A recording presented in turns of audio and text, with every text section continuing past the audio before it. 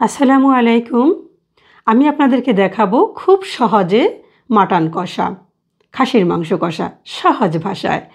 এটা কিভাবে রান্না করব খুব মজা করে অল্প টাইমে, একদম অল্প টাইমে আমি সহজভাবে আপনাদেরকে দেখাবার চেষ্টা করব। আজকের কিভাবে আমি রান্না করি সেটা আমি আপনাদেরকে দেখাবো। এত সুন্দর মজা করে আপনারা কিভাবে রান্না করতে পারবেন আমার মতন করে একদম গন্ধবিহীনভাবে সেটা আমি দেখাবো। বাই দ্য ওয়ে, আমি রেহানা। স্বাগত রেহানার রান্নাঘরে আপনাদেরকে। তাহলে আসুন আমি দেখাচ্ছি কিভাবে আমি এটা রান্না করি, তার সমস্ত প্রসেসটা আমি আপনাদেরকে সহজভাবে দেখাবার চেষ্টা করব ইনশাআল্লাহ। সেখানে আমাকে দেখেন প্রথমেই প্রয়োজন হবে মাংস। এই মাংসটাকে আমি সুন্দর করে মাটনটাকে ধুয়ে পরিষ্কার করে নিয়েছি।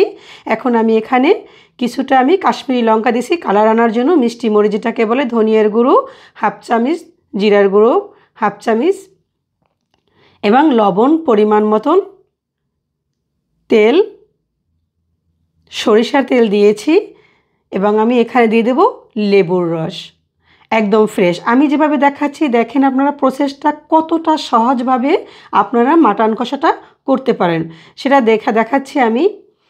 আমার এটা ম্যারিনেট করা হয়ে গেছে। দেখেন এটা আমি 10 মিনিট রেখে দেব। 10 মিনিট পরে আমি ফিরে আসছি। এই যে দেখেন আমি দেখাচ্ছি আপনাদেরকে এই মাংসগুলো আমি প্রেশার কুকারে দেবো। এখন আমি যে আপনাদেরকে প্রথমেই বলেছি সহজভাবে আমি আপনাদেরকে দেখাবো। আমি এখানে প্রেশার কুকারে দিয়ে মোট 4টি সিটি দেবো। শুধু 4টি সিটি দিলে সাথে সাথে আপনারা বন্ধ করে দিবেন। সহজভাবে রান্না করবেন, খুব তাড়াতাড়ি। মেহমান চলে আসছে, কোনো সমস্যা নেই। আমি ফ্রাই প্যানে দিয়ে দেবো তেল। তেলটা পরিমাণ মতো দিয়ে দিলাম 1 কাপ পরিমাণে। আমি পেঁয়াজ কুচি দিলাম এখানে 2 কাপ পরিমাণে। পেঁয়াজটাকে আমি একটু হালকা লাল লাল করে ভেজে নেব। আমি এখানে এলাচ দিয়ে দিলাম 7-8টা, বড় এলাচ দিলাম 2টা। আমি এখানে জয়ত্রী দিলাম সামান্য। আমি এখানে লবঙ্গ দিয়ে দিলাম কিছু, দারুচিনি 3 টুকরো। আমি এখানে গোলমরিচ দিয়ে দিলাম। এগুলো দিয়ে আমি একটু ভালো করে ভেজে নেব। এটা যখন লাল লাল হয়ে যাবে আমি এখানে পেঁয়াজ বাটা দিয়ে দিলাম 2 চামচের মতন। আদা রসুন দিলাম 3 চামচ। আমি আদা রসুন একসাথে বেটে রেখেছি।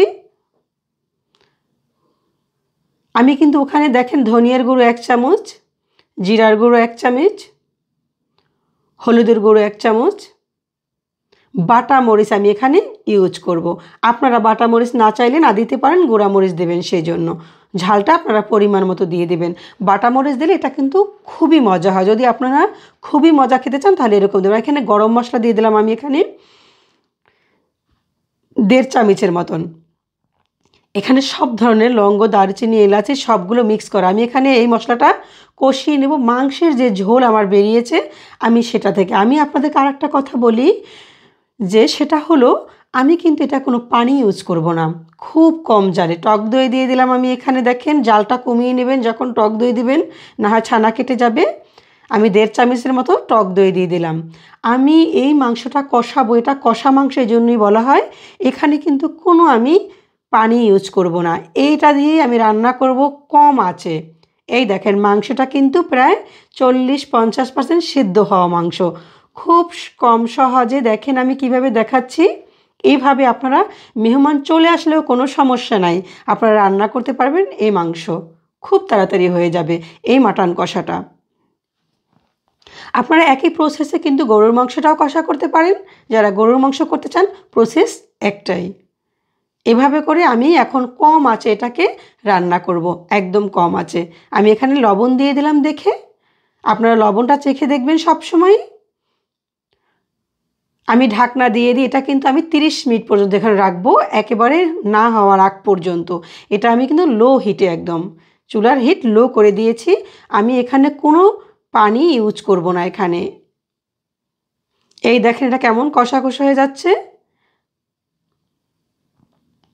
যখন দেখবেন একটু বেশি কষা কষা হয়ে আসছে তখন চুলার আঁচটা আবার একদম আরও লো করে দিবেন, তাহলে আবার একটু এটা নরম হয়ে যাবে এবং ঝোল বের হবে।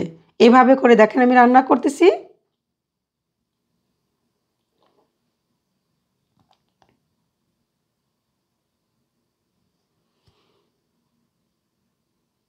এই যে দেখেন আমি একদম লো করে দিয়েছি, পর আবার এই যে উপরে সুন্দর করে নরম নরম হয়ে আসছে এবং আরেকটু ঝোল বের হয়ে গেছে, দেখেন এই যে দেখেন, এটা কিন্তু খুবই মজার।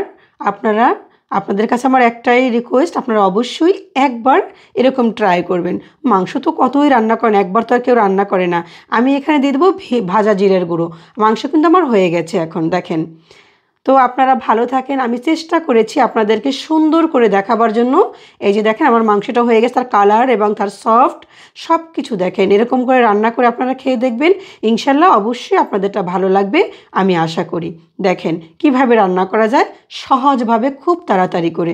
যদি আমার এই রান্নাটা আপনাদের ভালো লেগে থাকে, লাইক কমেন্টস করবেন, শেয়ার করবেন সবার সাথে, এবং আমাকে অবশ্যই সাবস্ক্রাইব করবেন। যারা আমার ফেসবুক পেজ থেকে দেখবেন তারা আমাকে এটা ফলো দিবেন। আপনারা আমার পাশে থাকবেন সব সময়, তাহলে আমি সুন্দর সুন্দর রেসিপি আপনাদেরকে উপহার দেব। তো ভালো থাকুন, আবার দেখা হবে আপনাদের সামনে। দেখেন কত সুন্দর হয়েছে রান্না। আল্লাহ হাফেজ।